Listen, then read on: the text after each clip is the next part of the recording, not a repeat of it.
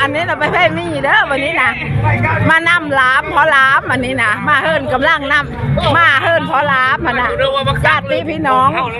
หมู่พวกกำลังมาส่งเพราะล้ามอันนี้นะลงเป็นได้โอกาสแหละลูกชายพี่ไม่มาลูกชายมาก่อน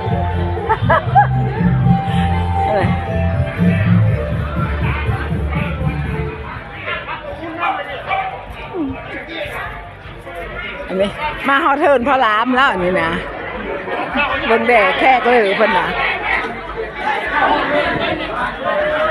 แข่งเขาก่อน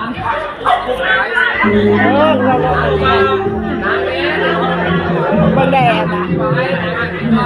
เพิ่นเอาพอล้ามมาส่งฮอดเจ้าฮอเทิร์นแล้ววันนี้นะแต่เบิ่งแดดแค่ก็เลยญาติพี่น้องนะอันนี้แม่นของดินและประเพณีผู้ไทยนะอันนี้นะพ่อล้ามแม่ล้ามนะพ่อแม่ผู้โทนส่งจากอันพ่อจริงแม่จริงนะ